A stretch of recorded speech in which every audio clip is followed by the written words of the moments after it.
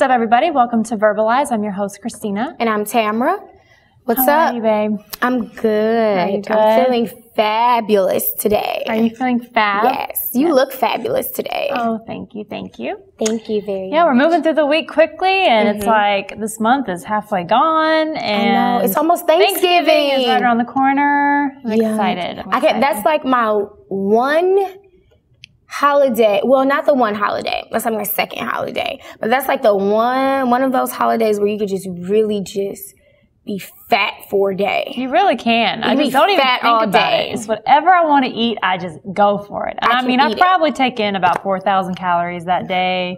It's okay. I probably eat about 10,000 because I like make a plate. Christmas, it's just you got to go there and then let it digest, and it'll go back and make another. I don't know about you, but me and my family, we start snacking early and eat, and then finally we get to dinner and we're still eating. So. See, my mom is so stingy with the food. She'll start cooking the food the day before, like her dressing, turkey, everything, and then she'll have to make like a pie or something. No one can eat anything until the pie is done, and I'm just like, Mom, seriously, I'm starving. Yeah. Like, can I not eat? So I'm like sneaking in the pots. And that's so funny. Yeah. But it's a great time of year. I'm excited. I know. I cannot wait to eat. Family, friends, fun, food. So you're going to be here for Thanksgiving? I am. Yeah.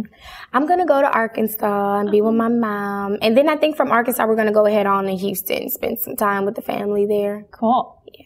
So. Yeah, we'll count down the days for everybody until we get to Thanksgiving. I know. Gobble, gobble. Yes.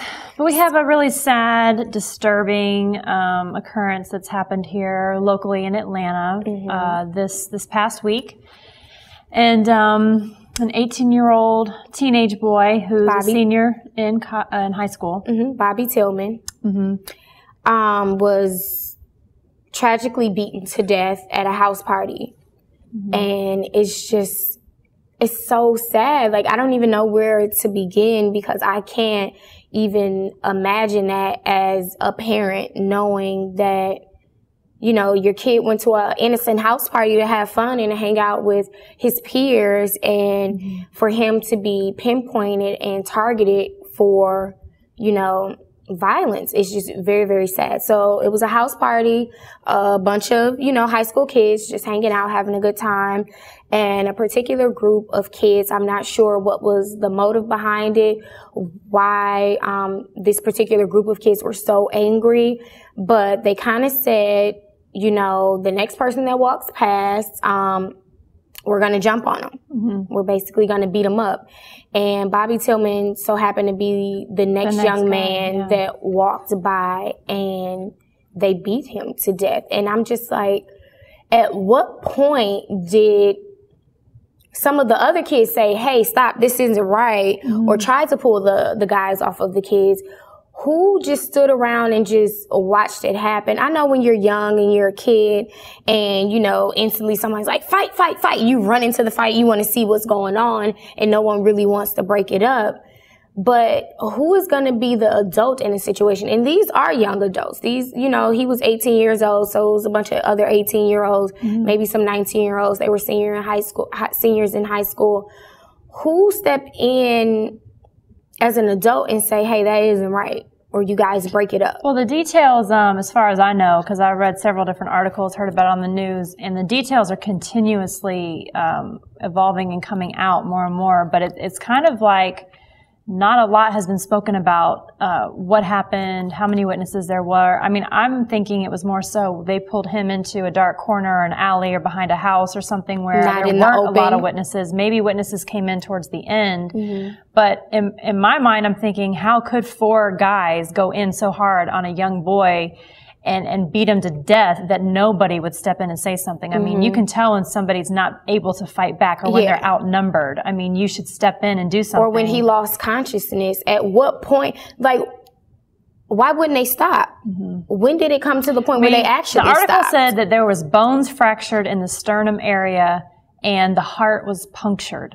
I mean, that's just like, that's actually, I think, what caused the death, obviously. But, you know, again, it's the amount of beating, I think, where it was, you know, happening on the body that was just traumatic for the body to take. And then the amount of people, you know, it wasn't one guy, it was 4 guys. And if you see a picture of him. He was frail. He was a little bit smaller build. He wasn't, a big stocky athletic guy. So I don't think he really had the weight and the manpower to really make a difference and fight back against 4 guys. But even if you are, stocky athletic type build, you're just one person. One person against 4 people. That's still a battle that you're not going to win. Right. You're not going to win that fight. And well, like you said, I don't understand what was the motive behind it. They said they literally just wanted to start trouble. Do you want to start trouble to end someone's life, or did it just get out of hand and it just, led to death? I mean, I don't know. Or really were you mad about what's something going else? on in someone's mind that's their form of entertainment, or that's what they want to do and spend their Friday or Saturday night. I mean, I just don't understand. But I hear more and more articles, on CNN nationally, on the local news. You just hear in Atlanta about kids. Not only do we talk about the suicide rate increasing, but also violence on each other, where it leads to death and gangs and just all these different things, and guns and things that I never knew when I was young. I mean, when I was a teenager, I didn't know anyone with a gun. I mean, I didn't even know that you could get a gun that young. I mean, I was a little bit naive, but also I just think that there wasn't that amount of violence. So what we need to kind of explore is what's making our kids want to go that route. I mean, is it video games? Is it movies? Is it exposure from what their parents are doing? I mean, exposures in schools. I mean, causing this. Yeah, because you can only protect your kids from so much. Right. And kids learn so much in school from other kids that may be exposed to those types of things. Right. So it's just, you can't keep them from school. As a parent, I guess you want to try to protect your child, as much as you can, but you also have to give them the freedom to go out there in the world on their own and make their own mistakes and be their own person.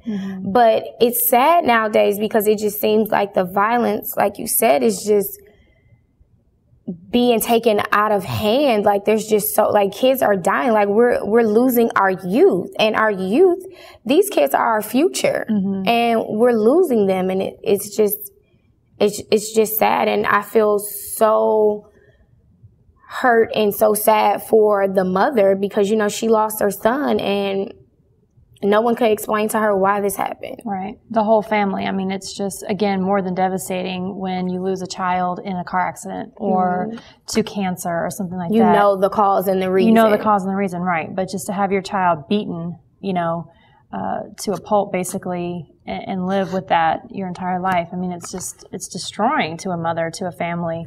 And, let's say hypothetically a kid goes through an altercation like that and they live through it somehow. They're still mentally and emotionally scarred for the rest of their life, but they're still alive to live through that. But it's just, what can we do as a culture, as a society, as a nation, as whatever, as a people to educate our children to, even our self-defense class that we just had, we're going to have this week. We need to teach our kids. We need to have them know, when someone comes after you as an attacker, how to protect yourself, not to just ball up and just let yourself get hit, but what can you do to fight back? So I think it's all about educating your kids in so many different ways. But even though it's kind of hard to fight back, for people. Well, sure. But it's just, I don't know. I would like to know, where were the parents that owned this house, that allowed the house party to go on? Where were they at? Yeah. Like, how many house parties are going on and parents aren't around, don't care, or actually some know what's going on and they don't care. Yeah, they know their kids are doing drugs in the basement and they've got people over and whatever. Some of them even provide my son can have sex at home. I don't care as long as I give him a condom. It's just it's at home. Seriously? At least I know he's being safe here in my house. Right. I know a lot of parents even buy alcohol for their kids. I would rather my kid be drunk here at home than to get drunk somewhere else and drive. And it's like, do you realize how stupid you sound? Like, that's not teaching them that it's wrong. Exactly. You shouldn't be underage drinking. Right. Either way. But I just hope that justice is served in this situation. I hope that the family gets, answers. I know that it'll never bring, her son back, someone's brother's back, but I hope that they can get to a point where they can get some peace about the situation.